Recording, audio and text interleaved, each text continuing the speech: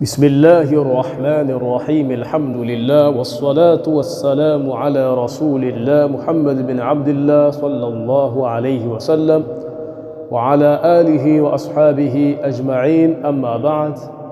نعم، كتوفيق يا الله سبحانه وتعالى tunaendelea na somo letu la aqida, na leo tupo kurasa nambari 18 tukianzia katika suali namba 28. Anasema Sheikh, sin suali takallam an sifati al-kalami lillahi ta'ala. Takallam, zungumzia an sifati al-kalami, kuhusiana na sifa ya maneno lillahi ta'ala, maneno Mwenyezi Mungu. Tamam? Allahu yatakallamu, Allah subhanahu wa ta'ala anazungumza. La ka kalamina, lakini hazungumzi kama tunavyozungumza sisi. Kalamuhu, maneno yake Allah subhanahu wa ta'ala, laisa harfan, si herufi kama maneno yetu sisi, wala sautan, wala maneno yake Allah hayana sauti, kwa maana hayasifiki kuwa ni sauti, wala lughatan, wala maneno yake Allah subhanahu wa ta'ala hayasifiki kuwa ni lugha, kwa maana hayasifiki kuwa yana lugha kadhaa. Tamam? Kwa nini maneno ya Allah subhanahu wa ta'ala si herufi? Kwa sababu herufi ni vitu vyenye kuzuka, lakini pia ni vitu vyenye kufuatana. Baada ya hii na kuja hii ni vitu vyenye kupandana, na Allah subhanahu wa ta'ala katika dhati yake hakuna kitu ambacho ni hadith, kwa maana dhati ya Allah subhanahu wa ta'ala ni qadimun, ni ya tangu, na kila kilichopo katika dhati yake Allah ni cha tangu. Sasa herufi ni kitu hadith, chenye kuzuka, chenye kupandamana, chenye kufuatana moja baada ya nyingine.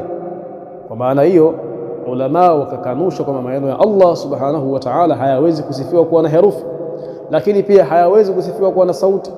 Sauti ni kitu ambacho kinatoka na kukatika, kinakuja na kuondoka. Tamam? Sasa Allah subhanahu wa ta'ala dhati yake haibadiliki. Sasa haibadiliki, na Allah subhanahu wa ta'ala hasifiwi na kunyamaza, bali anasifiwa na kuzungumza.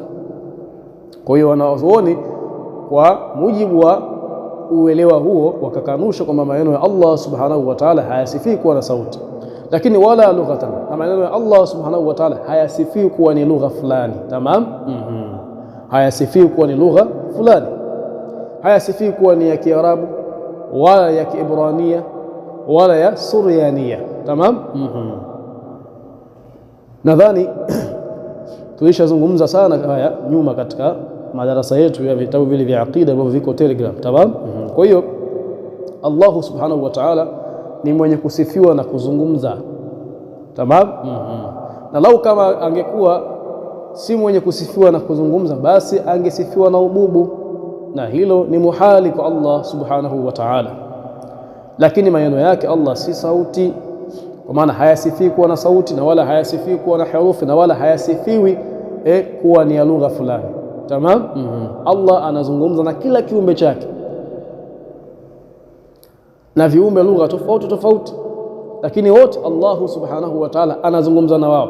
Hata wewe Mswahili mwenzangu ushawahi kusema kama Allah aliniambia vile, kama Mungu aliniambia vile nisifanye hivi, au kama Allah aliniambia nifanye hivi, sawa sawa, hakadha. Lakini pia Allah subhanahu wa ta'ala anamzungumzisha vipi mmoja wake? Sababu imekuja katika Qur'an kama tunavyoambiwa hapa, qala ta'ala, amesema Mwenyezi Mungu mtukufu, wa kallama Allahu Musa takliman. Wa kallama Allahu Musa, na Allah amemzungumzisha Nabii Musa takliman, kiasi cha kumzungumzisha, kwa maana amemzungumzisha kihakika. Sasa je, alimzungumzisha kwa lugha fulani, au maneno yake Allah yalisikika kwa sauti, au yalifahamika kwa zile herufi kama ni lugha fulani? Hapana. Sawa sawa, maneno ya Allah subhanahu wa ta'ala anapoongea na mja wake, ni mja anayasikia maneno yale na anayafahamu maneno yale katika akili yake, basi na kusikia sauti, basi na kuhisi herufi, lakini mja moja kwa moja anatambua kwamba Allah ameniambia kitu hichi. sawa, anahisi kama kuna kitu kinamueleza kinamueleza jambo kadhaa, tamam, basi ni hivyo. Na Nabii Musa alayhi salam, sawa, alipotaka kuongea na Allah, yani Allah alipotaka kumzungumzisha Nabii Musa alayhi salam, alimuondoshea kizuizi, sawa. Nabii Musa akaweza kuyasikia maneno ya Allah. Kisha Allah alipoona mwisho ni hapa sasa, lile ambalo nilikuwa nataka nimfikishie Musa limekamilika, Allah alimrejeshea Nabii Musa kizuizi, sawa. Kwa hiyo maneno ya Allah subhanahu wa ta'ala kalamu nafsi, ni maneno yaliyopo katika nafsi yake na ni maneno yaliyopo katika dhati yake, hayadhibitiki kwamba eti yana kiasi kadhaa, hapana, sawa. Kwa hiyo maneno ya Allah subhanahu wa ta'ala ni kalamu nafsi, ni maneno yaliyopo ndani ya dhati yake, na Allah anazungumza na mja wake yoyote, saa yoyote, muda wowote, kwa lugha yoyote, lakini maneno yake Allah subhanahu wa ta'ala hayasifii kuwa ni ya lugha fulani, tamam. Hakadha qala al-Imam Abu Hanifa fi al-Fiqh al-Absat, amesema al-Imam Abu Hanifa kwenye kitabu chake kiitwacho al-Fiqh al-Absat, wayatakallam la ka kalamina, wayatakallam kwa maana wallahu yatakallam, na Allah subhanahu wa ta'ala anazungumza, la ka kalamina, lakini si kama kuzungumza kwetu. Wa nahnu natakallam bil alati, na sisi tunazungumza kwa vyombo. Vyombo vipi? Hii voice box, ili box la sauti ambayo Allah ametuwekea, lakini pia kupitia koo, lakini pia kupitia ulimi, lakini pia kupitia mdomo huu wa nje, kupitia kinywa. Sisi tunazungumza hivyo, na hivi vitu vyote ambavyo sisi tunavyo katika kuzungumza asili yake ni manii. Sasa Allah hawezi kusifika na uzungumzaji kama wetu kat, tamam, lakini Allah ni mwenye kuzungumza, sawa, na uzungumzaji wake tushasema kwamba nini, Allah akitaka kuzungumza na mja wake, Allah akitaka kuzungumza na mja wake anamuondoshea kile kizuizi alichokiweka, yule mja wake anasikia yale maneno ya Allah na anayatambua kwa lugha yoyote aliyokuwa nayo mja. Kwa maana huyo mja awe katika tabaka ya watu wote wa aina yoyote, hata kama hatambui lugha, yani bubu, pengine kipofu, kiziwi, basi wote hao Allah akitaka wayasikia maneno yake na akitaka wazungumze na wao, anazungumza na wao, tamam, na wanafahamu kwamba haya ni maneno ya Allah, au haya maelezo aliyosikia yanatoka kwa Allah subhanahu wa ta'ala. Lakini wal huruf, kwa maana wa nahnu natakallam bil hurufi, wa nahnu natakallam bil huruf, na sisi tunazungumza kwa herufi. Wallahu ta'ala, na Mwenyezi Mungu mtukufu, yatakallamu bila alatin wala hurufin, anazungumza pasi na chombo chochote, wala hurufi, na pasi na herufi zozote, tamam. Hakadha sin suali, ma maana qawlihi ta'ala arrahmanu ala al-arshi istawa, nini maana ya kauli yake Allah aliyosema arrahmanu ala al-arshi istawa, Mwenyezi Mungu amestawa juu ya arshi? Maana ya maneno haya ni nini? Jim, jawabu, qala al-Imam Malik, amesema al-Imam Malik, istawa kama wasafa nafsa, Allah amestawa kama alivyojisifia nafsi yake. Kwa maana kama alivyojisifia kwamba yeye amestawa katika arshi yake, basi nini, amestawa kama alivyojisifia. Kwa maana vipi? Sisi atukanushi kwamba Allah amestawa juu ya arshi, lakini hatumpigii mfano katika uko kustawa kwake, na wala hatusemi kwamba amestawa kwa namna fulani, kama wanavyosema wale wenzetu wafuasi wa Ibn Taymiyyah. Ibn Taymiyyah amesikika akisema kwamba istawa bi maana jalasa. Sasa jalasa ni katika sifa za viumbe, lakini sisi ahlus sunna wal jamaa, ashaira wal maturidiyya wa fudhala al hanabila, tunasemaje? Istawa kama akhbar au istawa kama wasafa nafsi. Allah amestawa kama alivyosema yeye mwenyewe, la kama yakhtur bibalina, si kama nini inavyopita katika nini, katika akili zetu, sawa sawa. Hakadha akaendelea kusema al-Imam Malik, wala yuqalu anhu kaifa, na wala hapasemwi kwa Allah kaifa, hakusemwi amestawa kwa namna gani. Wa kaifa wa kaifu anhu marfu'un, wa kaifu anhu marfu'un, na namna kwa Mwenyezi Mungu imeondoshwa. kwa maana sifa ya kusifika namna fulani kwa Allah subhanahu wa ta'ala imeondoshwa, kwa maana haifai mtu kuulizia lolote kwa Allah subhanahu wa ta'ala kwamba liko katika picha gani, lipo katika sura gani, haifai. Tamam, linavyokuja alipokee vile vile. Tamam, linavyokuja anatakiwa mtu alipokee vile vile kama namna lilivyo. Wal kayf sifatul makhluq, na kaifa, wal kayfa sifatul makhluq, na kaifa ni sifa ya kiumbe. Wa min sifatil makhluq aljulus, sasa na miongoni mwa sifa za kiumbe ni kukaa. Wal istiqraru, na kuthibiti juu ya kitu. Istiqrar ni kuwa juu ya kitu kwa muda kadhaa. Tamam. Wal makani, na sifa ya kiumbe ni kusifika kuwepo katika sehemu. Wal jihati, na kusifika kuwepo katika upande fulani.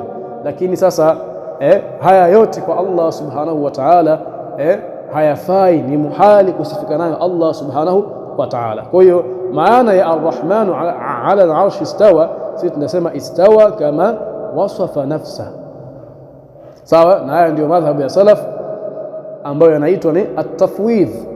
Tafwidh maana yake kuegemeza maana ya kitu katika makusudio ya aliyesema.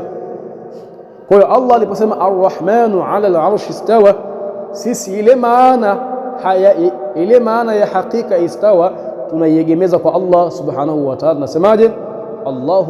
Allahu nasemaje? Allahu a'lamu bimuradi, Allah ndiye mwenye kufahamu nini alichokikusudia pale. Lakini zile yale mawazo, zile sura ambazo zinatupitikia katika vichwa vyetu tunaziondosha kwa Allah subhanahu wa ta'ala. Kwa sababu gani? Amesema laisa kamithlihi shay'un wa huwa as-sami'ul basir. Tamam, hakadha. Kwa hiyo al-Imam Malik hapa ameeleza maana ya aya hii kwa mujibu wa madhhabu ya as-salaf, kwa mujibu wa madhhabu ya as-salaf. Kisha akaendelea kusema mtunzi, waqala al-Qushairi, na akasema al-Imam al-Qushairi. Al-Imam al-Qushairi ni mwanazuoni mkubwa sana. Tamam. Wanasema waqala al-Qushairi, na akasema al-Imam al-Qushairi, istawa ay hafidha wa qahara wa abqa. Istawa maana yake hafidha wa qahara. Qahara na hafidha zina maana moja. Tamam. Istawa maana yake hafidha wa qahara, ameihifadhi Allah nini? Arshi yake. Ndio maana ya istawa, kwa maana ameiwekea ulinzi, ameiwekea ulinzi, na ni maana ambayo inakaribiana inakaribiana maana. Kwa sababu gani? Allah subhanahu wa ta'ala ameweka ulinzi katika kila sehemu. Kwenye wingu wa saba kuna ulinzi. Sasa ukienda sasa, kwa hiyo arrahmanu ala al-arshi istawa, maana Allah subhanahu wa ta'ala ameweka ulinzi katika nini? Katika arshi yake. Si maana nini? Si maana ya kwamba nini? Jalasa, amekaa. Tamam. Wa abqa, na ameibakisha nini? Arshi yake. Wa abqa, na ameibakisha arshi yake katika namna ambayo nini? Yeye mwenyewe ameitaka iwe. Wala yajuzu i'tiqadu, na wala haijuzu kuitakidi annahu, ya kwamba yeye Allah jalisun ala al-arshi, kwamba yeye Allah amekaa juu ya arshi yake. Lianna hadhi, kwa sababu itikadi hii. Itikadi gani? Itikadi ya kuamini kwamba Allah amekaa juu ya arshi yake, ikiwa ndiyo maana ya nini? Arrahmanu ala al-arshi istawa, aqidatul yahud. Hii ni itikadi ya Mayahudi. Wa fiha takdhibu liqaulihi ta'ala, na katika itikadi hiyo, wa fiha, na katika itikadi hiyo, takdhibu, kuna kupinga liqaulihi ta'ala, kauli yake Allah aliposema fala tadhribu lillahi al-amthal, msimpigie mifano Allah subhanahu wa ta'ala. Kwa kuwa yeye mwenyewe hakusema istawa maana yake ni hii, na istawa ina maana nyingi, basi sisi hatuna budi tuangalie ile maana ambayo tukiiegemeza kwa Allah subhanahu wa ta'ala tutakuwa tumemwegemezea sifa ya ukamilifu na tumemuondosha katika sifa ya mapungufu au sifa ya kumfananisha na viumbe wake. Kwa sababu gani? Ameshasema lam yalid wa lam yulad wa lam yakul lahu kufuwan ahad. Sasa tamshi la istawa lina maana nyingi, miongoni mwa maana zake ni qahara, hafidha, abqa. Sasa sisi tumechukua maana hizi, maana ambazo tukiziegemeza kwa Allah subhanahu wa ta'ala inakuwa hatujamtia katika mapungufu na wala hatujamfananisha na viumbe wake, bali tumembakisha katika hali yake ya ukamilifu. sawa sawa. Na hichi alichokisema al-Imam al-Qushairi rahimahullahu ta'ala, huu ni msimamo unaitwa at-ta'wil, ni msingi wa kuitwa nini? At-ta'wil. Ta'wil ni jambo linafaa, ni jambo linafaa kwa kupitia hadithi sahihi iliyopo ndani ya Sahihul Bukhari. Tutakuja kuisoma hapo mbele hadithi hiyo, wala usiwe na haraka. Lakini ndugu zetu sisi mawahabi wanasema kwamba ta'wil ni tahrifun lilquran, ni moja ya namna ya kupindua maana za Qur'an. Jamanini, taharifu mtu anafanya kwa kuikataa haki kisha kuingiza batili yake na kuitilia nguvu batili yake. Sasa mimi ninapofanya ta'wil kwa maana kutafuta maana nyingine sasa ambayo inaendana na kile ambacho nini kimetamkwa. Sasa huku ukiachana na ile maana yake ya wazi, tamam, ndio maana ya ta'wil. Ta'wil ni kutafuta maana nyingine ya kitu, maana ambayo inaendana na kile nini ambacho kimetamkwa, ndio maana ya ta'wil. Sasa mimi ninapofanya ta'wil na kusudia nini? Na kusudia kumtakasa Allah, sawa, na kusudia kumtoa Allah katika kumfananisha na viumbe wake, kumtoa Allah katika mapungufu. Sasa inakuwaje mimi kufanya kwangu ta'wil iwe ni taharifu? Kumsifia Allah kwa sifa ya ukamilifu ni batil, ni jambo la batil? Na kumwepusha Allah na kumweka mbali na kumfananisha na viumbe wake, ni jambo la batil? Sio jambo la batil Sheikh, ni jambo la haki. Kwa hiyo haiwezi ta'wili ikawa ni taharifu, na ta'wil imethibiti kupitia hadithi ya Qur'an. Hadithi ya Qur'an hafan ta'wil imethibiti kupitia hadithi ya mtume wetu Muhammad sallallahu alaihi wasallam, hadithi ambayo tutakuja kuisoma hapo mbele baada tu safha hii, tamam. Hakadha. Kwa hiyo al-Imam Malik kwenye kauli yake aliyosema kule nyuma ni nini? Yale ni manhaji ya as-salaf ambayo inaitwa tafwidh. Sasa na hii kauli ya Imam al-Qushairi ni manhaji ya ta'wil, na hii yote ndiyo misingi yetu sisi Ash'ari wal Maturidi wa fudhala al-Hanabila. Lakini kwetu sisi msingi wa kwanza ni tafwidh. Msingi wa kwanza ni tafwidh, kwa maana kuegemeza kila aya au hadithi ambayo ndani yake kuna sifa ambazo sifa hizo huenda Allah amejisifia na ni miongoni mwa sifa za viumbe wake, basi tunafanya tafwidh, kwa maana tunaegemeza maana ile katika makusudio yake ya Allah subhanahu wa ta'ala. Nasema Allahu a'lam bi muradi, Allah ndiye anafahamu kilichokusudiwa hapa, sisi hatujui maana yake nini. Huu ni msingi wetu sisi Ash'ari, na ndio msingi wa kwanza. Msingi wa pili ni ta'wil, lakini kufanya ta'wili kwetu sisi sio jambo la lazima, tumeliweka ni kama jambo la mbadala. Lakini kwa wenzetu Mu'tazila kwao ni wajib kufanya ta'wil. Mu'tazila kwa wao ta'wil ni wajib, lakini sisi kwetu Ash'ari msingi wetu wa kwanza ni msingi wa salaf as-salih ambao ni at-tafwidh. Kisha baada ya hapo ili kumtoa mtu katika tashbih, kumtoa mtu katika tashwishi ya kuweza kumfananisha Allah na viumbe wake, tamam, ndio tunakuja kuingia katika upande wa ta'wil, tamam. Na tukiingia kwenye ta'wil tunatafuta maana ambayo inawiana na uhakika wa kile ambacho kimeelezwa, sawa sawa. Hakadha qala ta'ala, amesema Allah subhanahu wa ta'ala, wabarazu lillahi alwahid alqahhar. وقال الإمام مالك وقال الإمام علي، تمام. وقال الإمام علي، أمسيما الإمام علي، إن الله خلق العرش إظهارا لقدرته. حكى الله سبحانه وتعالى ameumba arshi idharan liqudrati, ili kudhihirisha ukubwa wa uwezo wake, ukubwa wa kudura yake, maana ukubwa wa uwezo wake. Walam yattakhidhu makanan lidhati, na hakuifanya arshi kuwa ni sehemu ya kukaa dhati yake. Rawahu Abu Mansur al-Baghdadi. Maneno haya ameyapokea Abu Mansur al-Baghdadi, mwanachuoni mkubwa katika upande wa aqida.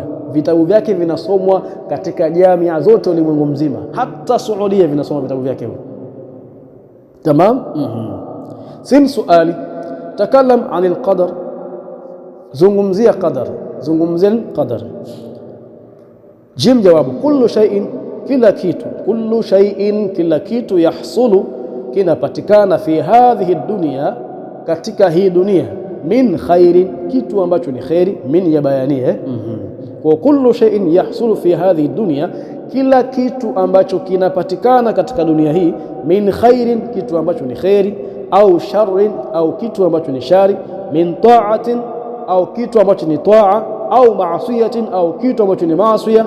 Min imanin, kitu ambacho ni iman, au kufrin, au kitu ambacho ni ukafiri. Bitaqdirillahi, kila kimoja katika hivi kinatokea bitaqdirillahi, sawa, kwa mipango ya Allah subhanahu wa ta'ala, wa mashiatihi, na kwa kutaka yeye Allah subhanahu wa ta'ala, wa ilmihi, na kwa kukijua kwamba kitu fulani kinapatikana au kinatokea. Tamam. Ndio tukasoma katika Ar-Risalatul Jami'a, kwa wale wenye kumbukumbu, kwenye kitabu cha Ar-Risalatul Jami'a sema wala yahduthu hadithun illa biqada'ihi, na wala hakizuki chenye kuzuka isipokuwa kwa kukihukumu yeye Allah subhanahu wa ta'ala. Kwa maneno kwamba kizuke mwanzoni kabisa mwa Ar-Risalatul Jami'a, maneno haya hapo. Tamam. Kwa maana kila kinachotokea Allah amekipangilia kitokee, na Allah amekitaka kitokee, na Allah anakijua. Ana nini? Anakijua. Tamam. Al-khairu, akaendelea kusema al-khairu wal iman, kwa maana husulul khairi, kupatikana khairi. Tamam. Imeondoshwa, akasemaje? Al-khairu. Sasa sisi tuifasiri kwa kile ambacho kimekusudiwa. Tamam. Kwa hiyo al-khairu, kupatikana khairi, wal imanu, na kupatikana nini? Iman, wat ta'atu, na kupatikana ta'a, bitaqdirihi, ni kwa kutaka kwake Allah subhanahu wa ta'ala. Bitaqdirihi, ni kwa kupanga kwake Allah, sawa, wa mahabbati, na kwa kupenda kwake, wa ridhahu, na ni kwa kuridhia kwake. Kwa maana kupatikana kwa khairi, kupatikana kwa imani kwa viumbe, sawa, ikatokea watu walikuwa hawajamwamini Allah lakini wakaja kumwamini Allah, sawa, kupatikana taa kwa mja, sawa sawa, yote haya bitaqdirihi, sawa, yanapatikana kwa kupanga kwake Allah subhanahu wa ta'ala, wa mahabbatihi, na kwa kupenda kwake, wa ridhahu, na kwa kuridhia kwake. Amma sharru, ama kupatikana shari, wal ma'siyatu, sawa sawa, amma sharru kwa maana amma husulu sharri. Tamam. Hakadha. Kwa hiyo amma sharru, ama kupatikana shari, wal ma'siyatu, na kupatikana maasiya, wal kufru, na kupatikana ukafiri, kwa maana watu wamelinganiwa kuingia katika Uislamu wakakataa, au watu walikuwa Waislamu baadaye wakaja wakaritadi. Haya yote pia bitaqdirillahi, yanapatikana kwa kupanga yeye Allah subhanahu wa ta'ala. Walaysa bimahabbati, lakini si kwa kupenda kwake, walaysa biridha, wala si kwa kuridhia kwake. Sawa sawa, kama alivyosema Allah, wala yardha liibadihi alkufra, Allah aridhiku ukafiri kwa waja wake. Tamam. Lakini akaendelea kusema wala yusafu taqdiru Allah alladhi huwa sifatu bisharri.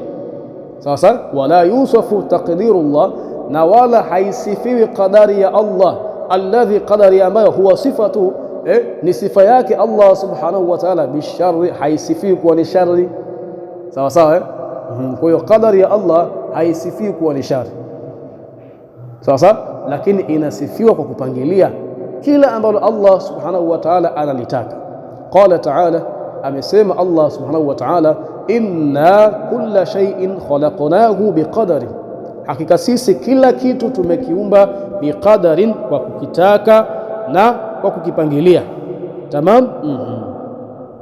Alhaditha, anasema mpokezi, napokea hadithi inayosema kullu shay'in biqadarin hatta alajzi walkaisi. Mtume anasema sallallahu alaihi wasallam, kullu shay'in, kila kitu kinachopatikana, biqadarin, hupatikana kwa mipango ya Allah, hatta alajzi, hata upite kwa maana ule udumavu wa akili, udumavu wa akili, au tunaweza kusema uzezeta. Sawa sawa, nini uzezeta? Sawa. Wal kaisi, na uelevu. Yote hivi vinapatikana kwa mipango ya Allah. Ukimwona mtu haelewi darasani, akili zake hazishiki, basi Allah ndio amepanga hivyo. Pengine mwenyewe anajitahidi huyo mtu, lakini Allah shampangia hivyo. Na ukimwona mtu pengine hata hajitahidi, lakini akili yake ni nzuri, akili yake inashika masomo, akili yake nyepesi, ni mipango ya Allah subhanahu wa ta'ala, sio jitihada za mtu binafsi. Sawa sawa sawa, jitihada za mtu binafsi sawa ni kielelezo tu au kiashiria kuonekana kwamba pengine kapata uelevu kwa kujitahidi, sawa, lakini yote hayo ni mipango ya Allah subhanahu wa ta'ala. Rawahu Muslim, hadithi hiyo amepokea Imam Muslim. Sin suali, ma dalilu ala anna musafahata ar-rajuli lilmar'ati al-ajnabiyyati haramun? Ma dalilu, ni ipi dalili ala anna, juu ya kwamba musafahatu ar-rajuli mwanaume kumpa mkono lilmar'ati al-ajnabiyya, mwanamke wa kando, mwanamke ambaye anaruhusiwa kumuoa lakini bado hajamuoa. Sawa sawa, almar'atu alajnabiyya, mwanamke wa kando ndio mwanamke ambaye mwanaume anaruhusiwa kumuoa lakini bado hajamuoa. Sawa sawa, akimuoa anakuwa ni almar'atu alajnabiyya, lakini inakuwa ni halali kuyafanya yale ambayo kabla ya ndoa yalikuwa si halali. Tamam. Kwa hiyo madalilu ala anna musafata ar-rajuli lilmar'ati alajnabiyya, madalilu, ni ipi dalili inayoonesha ala anna, juu ya kwamba musafahata ar-rajuli lilmar'ati alajnabiyya, mwanaume kumpa mkono mwanamke wa kando haramu, kuwa ni haramu. Sawa sawa. Alhaditha, anasema mpokezi, napokea hadithi inayosema la an yut'ana ahadukum bihadidatin fi ra'sihi, la an yut'ana, hakika kugongelewa au kupigwa, ahadukum, mmoja wenu, bihadidatin, kupigwa msumali wa chuma, fi ra'sihi, katika nini, kichwa chake, khairun lahu, ni bora kwake yeye, min an yamassa imra'atan la tahillu lahu, min an yamassa, kuliko kumgusa, min an yamassa, kuliko kumgusa, imra'atan, mwanamke ambaye la tahillu lahu, si halali yake. Angalia uzito wake, yani mmoja wetu kugongwa msumali wa kichwa, ukachukuliwa msumali wa chuma, ukachukuliwa nyundo, kisha akapigwa kwenye kichwa, msumali ule ukamuingia katika kichwa chake, jambo hilo ni bora zaidi kwake yeye, min an yamassa imra'atan la tahillu lahu, kuliko kumgusa mwanamke ambaye si halali yake. Kwa hiyo inaonyesha kwamba moja kwa moja, kwa mujibu wa maelezo haya, mwanaume kumgusa mwanamke wa kando kwa kumpa mkono au kwa namna yoyote ile, kiasi nini, akawa nini, amemgusa, ni kitendo cha haramu. Tamam. Hakadha rawahu ad-Daraqutni, hadithi hii amepokea Daraqutni. Waqala alayhi salatu wassalam, na amesema tena pia mtume wetu, rehma na amani ziwe juu yake, wazina al-yadi al-batshu, wazina al-yadi, na zina ya mkono, al-batshu, ni kushika kile ambacho si halali kushikwa. Kwa maana hiyo, mwanaume anapomshika mwanamke wa kando kwa namna yoyote ile, sawa sawa sawa, mkono wake unakuwa umefanya zina, mkono wake unakuwa umezini. Tamam. Hakadha rawahu al-Bukhari, hadithi hii ameipokea Imam al-Bukhari. Sin suali, takallam an qira'ati al-Qur'ani ala al-mayyit, zungumzia kuhusiana na kusoma Qur'ani kwa maiti. Jim, jawabu, qira'atu al-Qur'ani ala al-mayyit jaizatun, kusoma Qur'ani kumsomea maiti ni kitendo chenye kujuzu. Qala ta'ala, amesema Mwenyezi Mungu mtukufu, waf'alul khaira, nafanyeni khairi. Alhaditha, mpokezi anasema tena, napokea hadithi inayosema, mwandishi anasema alhaditha, arwi alhaditha, napokea hadithi inayosema iqra'u ala mautakum yasin, rawahu Ibn Hibban wa sahahahu. Hadithi hii inayosema iqra'u ala mautakum yasin, wasomeeni maiti wenu Yasin. Hadithi ya mtume anatuambia iqra'u ala mautakum yasin, wasomeeni maiti wenu sura Yasin. Hadithi rawahu Ibn Hibban wa sahahahu, hadithi hii amepokea al-Imam Ibn Hibban na akaisahihisha. Tamam. Sasa ndugu zetu wale wanageuza nini maelezo, wanageuza maana. Sasa wao ndio wanafanya taharifu, wanakataa haki, wanataka kupitisha batil. Wanasemaje? Kilichokusudiwa hapa ni mtu ambaye nini, yupo katika nini, kutokwa na roho. Sasa jamani, hebu tuulize kitu kimoja. Mtu ambaye yupo katika nini, hali ya kutoka na roho, mnapoanza kusoma Yasini mpaka muimalize, itakuwa bado tu yupo katika hali ya kutoka na roho sitakuwa tayari. Sasa je, kama ikiwa katikati ya Yasini mtu huyu anaweza kawa tayari ameshafariki, pale mnaposoma Yasini inakuwa ni bado mnamsomea mtu ambaye yupo katika kutoka na roho au mnamsomea maiti? Ni tayari mnamsomea maiti. Tamam. Lakini pia swala ya maiti, salatul janazati, swala ya maiti. Katika swala ya maiti jamani, hatusomi Qur'ani. Katika swala ya maiti hatusomi Qur'ani, tunasoma Qur'ani au huwa tunamsalia mtume au huwa tunaita dhikri peke yake? Hapana, tunasoma Qur'ani katika swala yani kumswalia maiti. Sasa kwa nini katika swala ya kumswalia maiti Qur'ani ifae, kisha kumsomea maiti baada hapo isifae? Utaona ni watu tu ambao wanakimbilia katika msimamo wa mtu fulani. Tamam, ambaye nani? Ambaye ni Ibn Taymiyyah. Wa ijma'u ahli al-haqqi ala jawazi wa naf'ihi, na ijma' ahli al-haqqi ya wanawazuoni ala jawazihi, imepita juu ya kujuzu kwake. Kwa maana kuna ijma' wanawazuoni walikaa wakapitisha kwamba inajuzu kumsomea maiti Qur'ani, wa naf'ihi. Sasa na imepita juu ya nini? Kwamba Qur'ani inamnufaisha maiti. Tamam. Wa ijma'u ahli al-haqqi ala jawazi wa naf'i, na ijma' ya wanawazuoni imepita juu ya kusema kujuzu kusoma Qur'ani wa naf'ihi, na juu ya kusema kwamba nini? Qur'ani inamnufaisha maiti. Tamam. Hakadha qala ash-Shafi'i rahimahullah ta'ala, amesema al-Imam Shafi'i, law qara'u 'inda qabrihi shay'an min al-Qur'ani kana hasana. Imam Shafi'i ni katika salafi jamani, au tunamtoa katika salafi? Hawezi kumtoa katika salaf. Ikiwa utamtoa Imam Shafi katika salaf, basi mtoe na Imam Ahmad ibn Hanbal katika salaf. Kwa sababu gani? Imam Ahmad ibn Hanbal ni mwanafunzi wa Imam Shafi, lakini pia Imam Shafi ametangulia kufa kabla ya Imam Ahmad ibn Hanbal. Sawa sawa, kwa maana Imam Shafi ametangulia kufa mapema kabla ya Imam Ahmad ibn Hanbal. Sawa. Sasa ukitaka umtoe Imam Shafi katika usalaf, angalia mawili haya. Kwanza ni mwalimu wa al-Imam Ahmad ibn Hanbal, lakini pia ametangulia kufa kabla ya al-Imam Ahmad ibn Hanbal. Tamam. Hakadha. Kwa Imam Shafi ni katika salaf, anasemaje? Law qara'u 'inda qabrihi shay'an min al-Qur'ani kana hasanan, lau kama wafiwa au waislamu wenye kushiriki katika nini, katika mazishi, lau kama watasoma shay'an, kiasi chochote, min al-Qur'ani, cha Qur'ani, kana hasanan, kitendo hicho kitakuwa ni kizuri. Walau qara'u al-Qur'ana kullahu, na lau kama wataisoma Qur'ani yote, kana ahsana, itakuwa ni vizuri zaidi kuliko kusoma kuliko nini, kusoma kiasi kadhaa cha Qur'ani.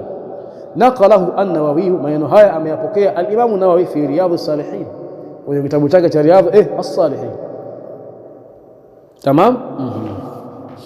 Akaendelea kusema Sheikh, ma dalilu ala jawazi intifa'i al-mayyit bis-sadaqa, ni ipi dalili inayoonyesha kujuzu kunufaika maiti bis-sadaqati, kwa sadaka inayotolewa au kwa sadaka yoyote? Tuseme sadaka yoyote. Tamam. Hiyo sadaka hiyo ameitoa yeye mwenyewe au ametolewa na wengine. Tamam. Hakadha anasema, ma dalilu ala jawazi intifa'i al-mayyit bis-sadaqa, ni ipi dalili inayoonyesha juu ya kujuzu kunufaika maiti bis-sadaqati, kwa sadaka. Tamam. Jim jawab al-hadith, anasema mtunzi, napokea hadithi inayosema idha mata ibn adam, atakapofariki mwanadamu, inqata amalu, matendo yake yote yanakatika, illa min thalathin, isipokuwa vitu vitatu: sadaqatin jariyatin, sadaqa yenye kuendelea, wa ilmin yuntafa'u bihi, na elimu ambayo itawanufaisha watu, itawatoa watu katika ujinga, kuwapeleka katika nini, katika kufahamu ibada zao, kufahamu miamala yao, kufahamu maisha yao. Tamam. Lakini pia kuwatoa watu katika batil, kuwapeleka katika haki. Wa waladin salihin yad'u lahu, na mtoto mwema ambaye atakuwa akimuombea dua mzee wake. Yad'u lahu, sio daa lahu, ambaye atakuwa akimwombea dua mzazi wake kila anapojisikia kumwombea dua. Rawahu Muslim, hadithi hii amepokea al-Imam Muslim. Maanahu, maana ya hadithi hii, anna hadha, kwamba hakika haya yaliyoelezwa hapa, mimma yantafi'u bihi almuslim, sasa ni katika yale ambayo nini muislamu ananufaika nayo. Mimma yakunu huwa sababan fihi, mimma yale ambayo yakunu anakuwa muislamu huyo, yakunu huwa anakuwa muislamu huyo sababan fihi, ni sababu ya hilo. Sasa sababu ya nini? Sababu ya hilo. Sasa katika uhai wake aliwafikiwa na Allah, akajenga msikiti, akachimba kisima. Yeye ndiyo sababu gani ya kupatikana kisima? Sawa, na kisima ni katika sadaka zenye kuendelea, sio sadaka zenye kukatika. Kwa hiyo atanufaika kwa kile kisima ambacho alikichimba katika uhai wake. Lakini pia amefundisha watu elimu. Sasa watu wakawa na elimu ikawanufaisha. Yeye ndio sababu ya nini watu kunufaika kwa elimu, basi naye pia atapata manufaa baada ya nini kufariki kwake. Lakini pia akaacha mtoto mwema ambaye atakuwa akimwombea dua kila leo, kila anapojisikia. Sasa mtoto mwema ambaye yeye ndiye amemlea, yeye ndio sababu ya kuwa yule mtoto ni mwema. Tamam, hakadha. Wakadhalika qauluhu ta'ala, na kadhalika kauli yake Allah inayosema wa an laysa lilinsani illa ma sa'a, wa an laysa lilinsani, na halitokuwepo kwa mwanadamu illa ma sa'a, isipokuwa lile ambalo aliliendea mbio. Kwa maana mwanadamu hatopata isipokuwa lile ambalo aliliendea mbio, akaacha mengine akaliendea hilo. Sawa, hilo litamnufaisha mwanadamu hapa ulimwenguni na baada ya kifo chake. Sawa sawa. Ai, akimaanisha ma yakunu min fi'lihi min alkhairi intafa'a bihi. Sawa sawa, ma yakunu, kile ambacho kitakuwa min fi'lihi, kinatokana nini na utendaji wake, ufanyaji wake, min alkhairi, katika khairi, intafa'a bihi, atanufaika nacho. Wama kana min ihsani ghairihi ilayhi, wama, na kile ambacho kana, ambacho kitakuwa min ihsani ghairihi, ni wema wa mtu mwingine, ilayhi, kumfanyia huyo muislam. Walam yakun min fi'lihi, na khairi hiyo sawa haikuwa ni katika nini kitendo cha huyo muislam, intafa'a bihi bifadlillahi alayhi, atanufaika nacho mtu huyo bifadlillahi alayhi, wa fadhila za Mwenyezi Mungu ambazo nini amemfadhilisha mja wake huyo. Wadhalika, na hilo lipi? Na kwamba kitendo kinafanywa na mtu mwingine lakini kinamnufaisha nani? Mtu mwingine. Kasalati janazah, ni kama swala ya jeneza, tunaomswalia maiti ni sisi, lakini ananufaika ni maiti. Walaysat min fi'li almayit, na haikuwa swala hii min fi'li almayit, ni katika nini kitendo cha maiti. Wayantafi'u biha, na nini maiti ananufaika na swala hiyo ya jeneza. Wakaduai rasuli lighairi, na mfano wa hilo kaduai rasuli, kwa maana wadhalika kaduai rasuli lighairi, na mfano wa hilo ni kama dua ya Mtume sallallahu alaihi wasallam kumwombea mtu mwingine. Laisa min fi'li hadha alghair, tamam. Dua hii ya Mtume laisa min fi'li hadha alghair, si katika kitendo cha huyo mtu mwingine, lakini wayantafi'u bihi, lakini huyo mtu mwingine ananufaika na dua hiyo. Ka kaulihi, kama aliposema kwake Allah, ka kaulihi, kama aliposema kwake Mtume, tamam. Ka kaulihi, kama aliposema kwake Mtume fi duaihi li Ibn Abbas, katika kumwombea dua Ibn Abbas aliposema Allahumma allimhu alhikma, Mola mlezi mfundishe hikma, maana mfundishe elimu, wa ta'wil, wa ta'wil alkitabi, na mfundishe kufanya ta'wili ya Qur'an. Nikawaambia kwamba ta'wili imethibiti kupitia hadithi ya Mtume sallallahu alaihi wasallam, hadithi yenyewe ni hii, lakini pia Ibn Abbas kafanya ta'wil, na wanawazuoni wengi katika salafi salih walifanya ta'wili katika aya maneno ziko ndani ya Qur'an. Kwa ta'wili jambo gani? Jambo lipo katika misingi ya kisheria. Ta'wili mashru'. Sasa at-ta'wilu mashru'un, ta'wil ni kitu ambacho kipo ndani ya sheria yetu sisi Waislamu. Rawahu al-Bukhari, hadithi amepokea nani? Al-Imam al-Bukhari. Wa ila huna intahi. الكمال لله والعصمة للأنبياء والنقص لنا. وهذا السلام عليكم ورحمة الله وبركاته. العفو منكم.